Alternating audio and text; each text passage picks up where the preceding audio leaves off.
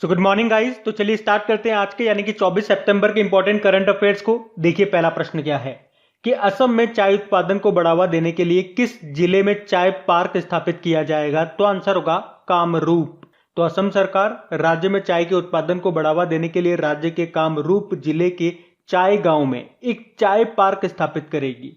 तो ये जो चाय पार्क होगा ये चाय के उत्पादन की क्वालिटी में सुधार करने में, उसकी गुणवत्ता में सुधार लाने में मदद करेगा। अच्छा, इसी तरह से कुछ इंपॉर्टेंट पार्क्स अभी आपके न्यूज में थे, जैसे कि अगर आपसे पूछा जाए देश का पहला कवक पार्क, ये आपको मिलेगा उत्तराखंड के मुनस्यारी में। भारत का पहला स्की पार्क हिमाचल प्रदेश में बनेगा। भारत का पहला फायर पार्क ये उड़ीसा के भुवनेश्वर में बनेगा। भारत का पहला पॉलिनेटर पार्क ये है उत्तराखंड में।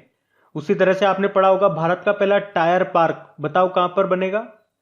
पश्चिम बंगाल के कोलकाता में। भारत का पहला सैंड ड्यून पार्क ये आपको मिलेगा गोवा में। भारत का पहला लाइकेन पार्क ये आपको मिलेगा उत्तराखंड में। भारत का पहला स्पेस टेक पार्क ये आपको मिलेगा केरल में। और बताओ देश का पहला मतदाता पार्क कहां पे बना था? हरियाणा के गुरुग्राम में। देश का पहला डायनासोर जीवाश्म पार्क कहां बना है? गुजरात में। भारत का पहला मल्टी मॉडल लॉजिस्टिक पार्क कहां पे बना है? तो यह मिलेगा आपको असम में। तो ये भी कुछ इंपॉर्टेंट पार्क्स हैं, आपको याद होने चाहिए। उसके अलावा बात असम की है तो ये रहा मैप में असम। देखो उसकी कैपिटल दिसपुर है। मुख्यमंत्री नए बने थे, नाम है हेमंत बिस्वा शर्मा, और गवर्नर कौन है? जगदीश मुखी है। देखो सबसे इंपॉर्टेंट पॉइंट तो आपका असम से बन जाएगा, यहाँ पे 2 नए नेशनल पार्क बने थे। प्रश्न ऐसे भी आ सकता है भारत का नवीनतम नेशनल पार्क कौन सा है? जो कि असम का 7वां नेशनल पार्क है। क्या नाम है उसका? Dehing Patkai national park. और छठा नेशनल पार्क था रायमोना नेशनल पार्क, जो कि गोल्डन लंगूर के लिए फेमस है। और इससे पहले के 5 नेशनल पार्क कौन कौन से हैं? काजीरंगा नेशनल पार्क जो कि एक सिंग वाले गेंडे के लिए फेमस है। और यहां से भी आपका करंट अफेयर्स का प्रश्न बनता है कि सैटेलाइट फोन से लैस होने वाला भारत का पहला नेशनल पार्क कौन सा है? तो काजीरंगा नेशनल पार्क। उसके अलावा यहाँ आपको नामेरी नेशनल पार्क मिलेगा, Manas national park, Dibru Saikhowa national park, उसके अलावा औरंग नेशनल पार्क। और औरंग नेशनल पार्क भी अभी करंट अफेयर्स में था। एक्चुअल में इसका पूरा नाम था राजीव गांधी औरंग नेशनल पार्क, लेकिन यहां से राजीव गांधी का नाम हटा दिया गया, अब केवल बच गया औरंग नेशनल पार्क। तो इतना आप यहां से याद रखना। बढ़ते आगे।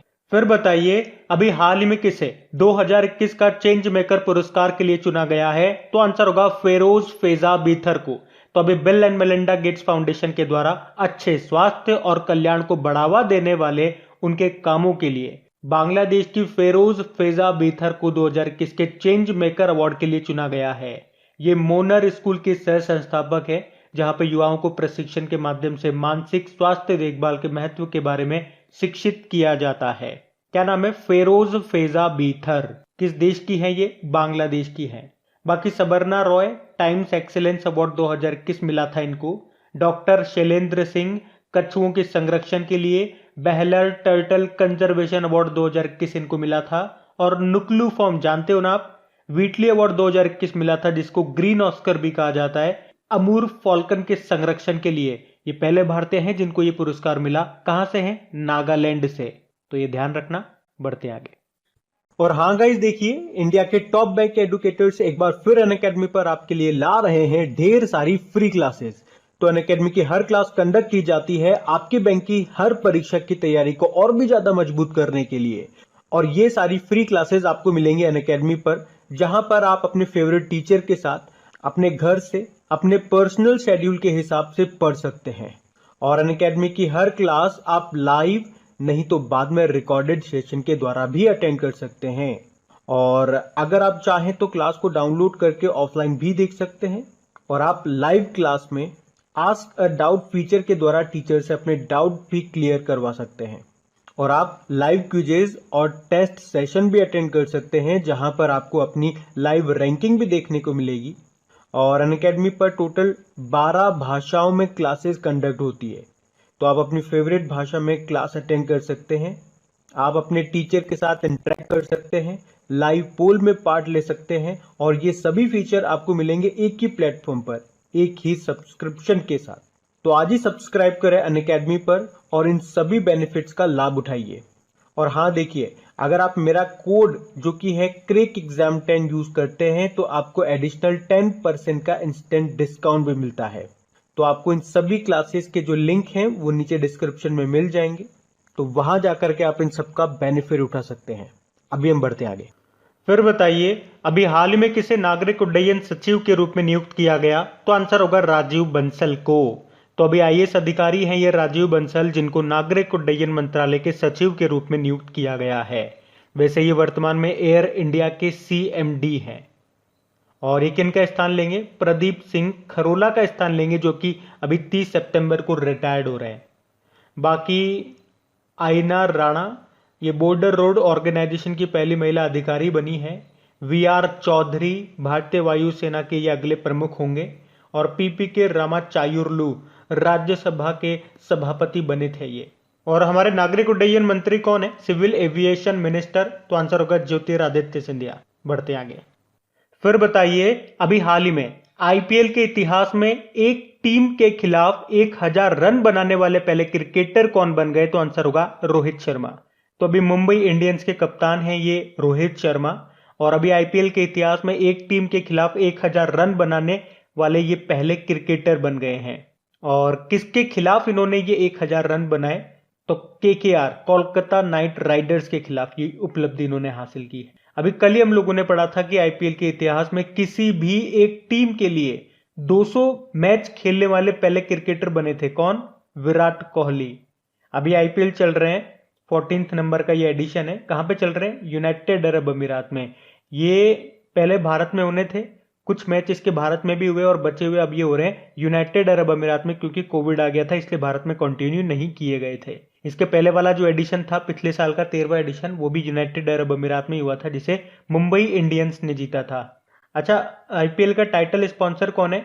वीवो है। बढ़ते आगे।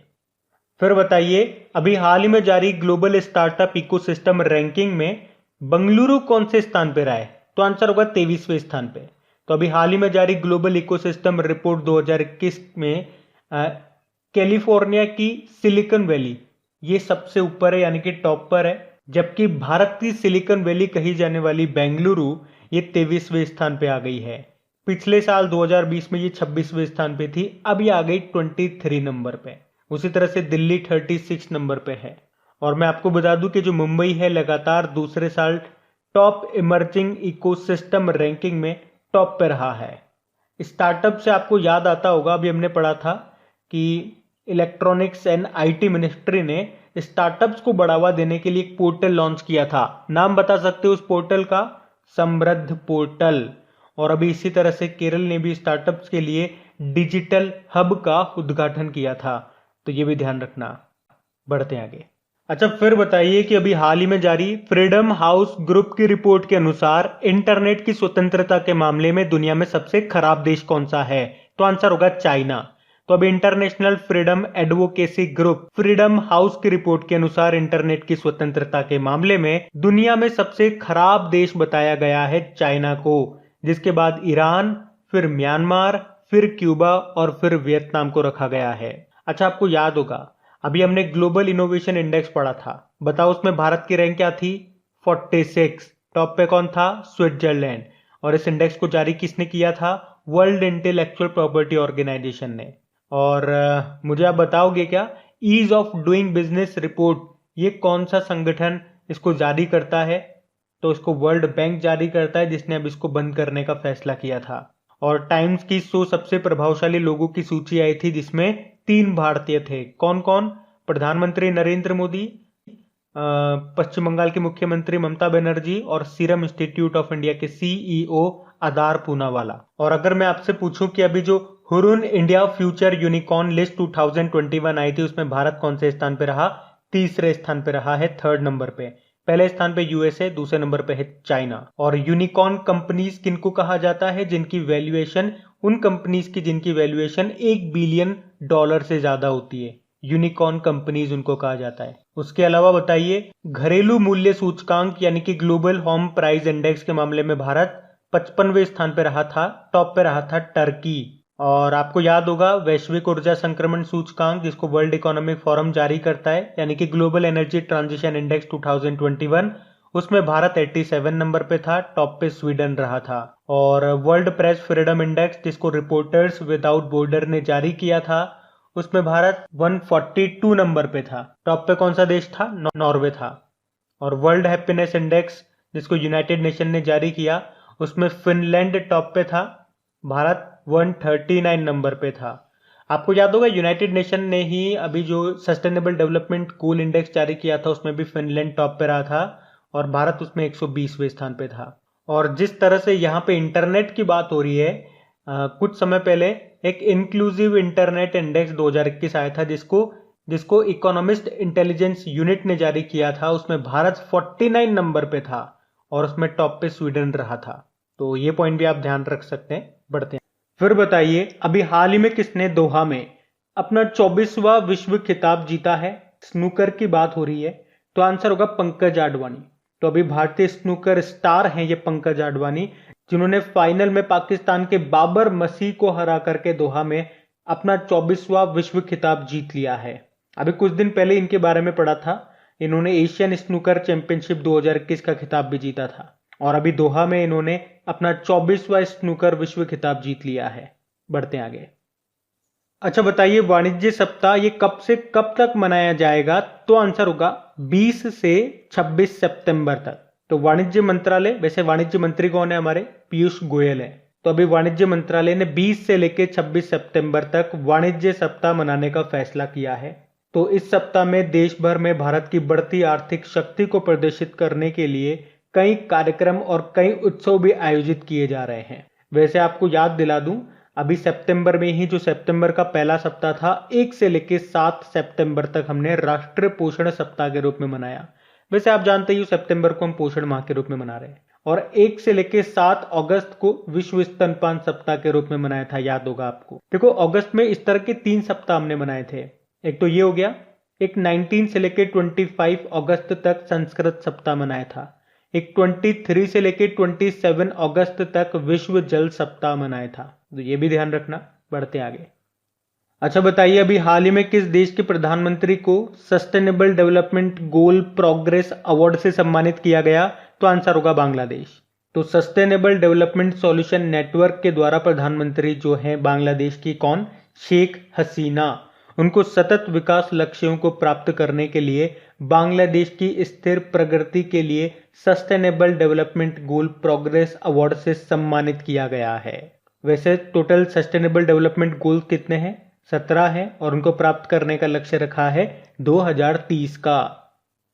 और मैंने आपको बताया था कि अभी यूनाइटेड नेशन ने जो सस्टेनेबल डेवलपमेंट गोल इंडेक्स जारी किया था, उसमें फिनलैंड टॉप पे रहा था, भारत उसमें 120वें स्थान पे था। उसी तरह से नीति आयोग ने जो सस्टेनेबल डेवलपमेंट गोल इंडेक्स जारी किया था भारत के लिए, उसमें टॉप पे रहा था केरल, लास्ट में रहा था बिहार। चलो एक प्रश्न का जवाब दो। अभी सतत विकास लक्ष्य अधिवक्ता यानी कि एडवोकेट किसे नियुक्त किया गया था भारत से? तो आंसर होगा कैलाश सत्यार्थी को। तो ये भी ध्यान रखना। बात बांग्लादेश की है, तो ये रहा मैप में बांग्लादेश। देखो, बांग्लादेश की कैपिटल ढाका हो गई है। यहीं पे आपको बिम्स्टेक का हेडक्वार्टर भी मिलेगा। करेंसी इसकी टका है और प्रेसिडेंट अब्दुल्ला हामिद हैं और प्रधानमंत्री हो गई है शेख हसीना। इन्हीं को अभी ये अवार्ड मिला। कुछ समय पहले इनको वैक्सीन हीरो अवार्ड भी मिला था। कुछ समय पहले डॉक्टर कलाम स्मृति अंतर्राष्ट्रीय पुरस्कार भी इनको मिला था। और अभी पीछे ही प्रश्न में हम लोगों ने पढ़ा था, बांग्लादेश की ही है फेरोज फेजा बीथर, जिनको bill and Melinda Gates foundation ने 2021 का चेंज मेकर पुरस्कार के लिए चुना था। और अभी एक रिपोर्ट आई थी जिसमें बताया गया था कि 2020 में सबसे प्रदूषित देश कौन सा रहा? तो आंसर होगा बांग्लादेश। और बांग्लादेश के हैं मोहम्मद यूनुस, जिनको ओलंपिक लॉरेल पुरस्कार के लिए चुना गया था। और अभी बांग्लादेश ने जोगा जोग नाम से अपना एक सोशल मीडिया प्लेटफॉर्म भी डेवलप किया है, जो कि फेसबुक के विकल्प के रूप में है और व्हाट्सएप के विकल्प के रूप में अल्पन नाम से एक एप्लीकेशन बना रहा है बांग्लादेश। बांग्लादेश ने अभी शांतिर अग्रोसेना 2021 अभ्यास का आयोजन किया था, जिसमें कई देशों ने हिस्सा लिया था, जिसमें एक भारत भी था। वैसे पर्टिकुलर बांग्लादेश के साथ भारत कौन कौन से एक्सरसाइज करता है? संप्रीति युद्धाभ्यास करता है, मेनामती मैत्री अभ्यास करता है और बोंगो सागर नौसैनिक अभ्यास भी करता है। उसी तरह से बांग्लादेश के एक और बच्चे हैं शहादत रहमान, जिनको अंतर्राष्ट्रीय बाल शांति पुरस्कार मिला था और यूनेस्को ने रचनात्मक अर्थव्यवस्था के क्षेत्र में 2021 से शेख मुजीबुर रहमान के नाम पर एक अंतर्राष्ट्रीय पुरस्कार शुरू करने की घोषणा की थी। शेख मुजीबुर रहमान ये कौन है? बांग्लादेश के पहले राष्ट्रपति थे ये। और इन्हीं के नाम से आपको याद आएगा कि 2020 का गांधी शांति पुरस्कार के लिए किसे चुना गया था? बंगबंधु शेख मुजीबुर रहमान को। और 2019 के गांधी शांति पुरस्कार के लिए ओमान के दिवंगत सुल्तान कबूस बिन सईद अल सैद को। ये आप ध्यान रखना, बढ़ते आगे। अच्छा, फिर बताइए अभी हाल ही में पंजाब के नए मुख्य सचिव कौन बने हैं? तो आंसर होगा अनिरुद्ध तिवारी। अनिरुद्ध तिवारी, याद रखना, पंजाब के नए मुख्य सचिव, चीफ सेक्रेटरी बन गए हैं। इसी तरह से आपको याद होगा डॉक्टर शमीर शर्मा, ये अभी आंध्र प्रदेश के नए मुख्य सचिव बने थे। एस संधू यानी कि सुखबीर सिंह संधू, ये उत्तराखंड के अभी नए चीफ सेक्रेटरी बने थे। और पंकज कुमार, ये अभी गुजरात के नए मुख्य सचिव बने थे। अच्छा, त्रिपुरा के अभी मुख्य सचिव कौन बने थे? आलोक कुमार बने थे। अब बात यहाँ पे पंजाब की है, तो ये रहा मैप में पंजाब। देखो, पंजाब की कैपिटल चंडीगढ़ है। और याद रखना, नए मुख्यमंत्री कौन बन गए हैं? चरणजीत सिंह चन्नी बन गए हैं। 2 उप मुख्यमंत्री बने हैं जिनके नाम क्या है? सुखजिंदर रंधावा और ओपी सोनी। नए गवर्नर बने थे कौन? बनवारी लाल पुरोहित। उसके अलावा भी पंजाब ने स्टार्टअप्स को बढ़ावा देने के लिए आईएम पंजाब पहल शुरू किया था। आईएम मतलब होता है इनोवेशन मिशन। पंजाब ने कोरोना टीकाकरण अभियान के लिए ब्रांड एम्बेसडर बनाया था सोनू सूद को। पंजाब का जो मार्शल आर्ट है वो क्या नाम है उसका? गतका।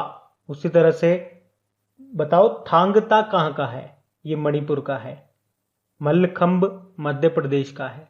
कलारी पयट्टू ये आपके केरल का है। अभी पंजाब ने मेरा काम मेरा मान योजना शुरू की थी। और आपको याद होगा परफॉर्मेंस ग्रेडिंग इंडेक्स 2019-20 में टॉप पर रहा था पंजाब। और पढ़ा था आपने कि पंजाब जो है ये ग्लोबल कोवैक्स अलायंस में शामिल होने वाला पहला भारतीय राज्य बना था। उसी के साथ मैंने आपको हर बार बताया है, कोवैक्स पहल के तहत मुफ्त टीका पाने वाला पहला देश आपका घाना है। ये प्रश्न एग्जाम में आया था। वैसे पंजाब का भी 23वां जिला बना था मलेरकोटला, संगरूर जिले से अलग होकर के। यहीं पे चलती है आशीर्वाद योजना, जो अभी न्यूज में क्यों थी? क्योंकि इसमें सहायता राशि को 21,000 रुपए से बढ़ा के 51,000 रुपए कर दिया। पहले इसका नाम शगुन योजना हुआ करता था। क्या ये? गरीब परिवार की बेटियों को शादी के वक्त सहायता राशि दी जाती है। और यहीं पे होला मोहल्ला त्योहार मनाया जाता है। लाल लकीर मिशन शुरू हुआ था यहीं पे। डिजीनेस्ट मोबाइल एप्लीकेशन यहीं पे लॉन्च हुआ था। ई दखल पोर्टल भी लॉन्च हुआ था। बसेरा योजना यहाँ पे शुरू हुई थी। और आपसे पूछा जाए पंजाब की पहली महिला मुख्य सचिव कौन बनी थी, तो आंसर होगा विनी महाजन। और पंजाब का राजकीय जलीय जीव किसे घोषित किया गया? ब्यास नदी में पाए जाने वाली सिंधु डॉल्फिन को। बढ़ते हैं आगे। अच्छा बताइए, अभी हाल ही में अंतरराष्ट्रीय सांकेतिक भाषा दिवस इंटरनेशनल साइन लैंग्वेज डे ये कब मनाया गया? तो आंसर होगा 23 सितंबर को। तो हर साल 23 सितंबर को दुनिया भर में अंतरराष्ट्रीय सांकेतिक भाषा दिवस यानी कि international day of sine languages के रूप में मनाया जाता है। तो ये दिन सांकेतिक भाषाओं के बारे में जागरूकता बढ़ाने और सांकेतिक भाषाओं की स्थिति को मजबूत करने के लिए मनाया जाता है। सांकेतिक भाषा मतलब साइन लैंग्वेज। और इसकी थीम क्या रही? We sign for human rights, हम मानवाधिकारों के लिए हस्ताक्षर करते हैं। और साइन लैंग्वेज से आपको कुछ याद आता है क्या? कुछ समय पहले हम लोगों ने पढ़ा था न्यू एजुकेशन पॉलिसी 2020 की पहली वर्षगांठ पर प्रधानमंत्री नरेंद्र मोदी ने कुछ योजनाओं की घोषणा की थी। उसमें से एक ये भी थी कि अब आप इंडियन साइन लैंग्वेज को एक भाषा के तौर पर पढ़ सकते हो आपके स्कूल में। ये याद होगा आपको जरूर। बढ़ते हैं आगे।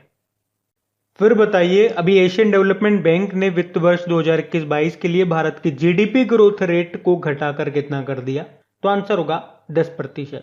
तो अभी एशियन डेवलपमेंट बैंक ने फाइनेंशियल ईयर 2021-22 के लिए भारत की जीडीपी ग्रोथ रेट के अनुमान को घटा करके 10% कर दिया।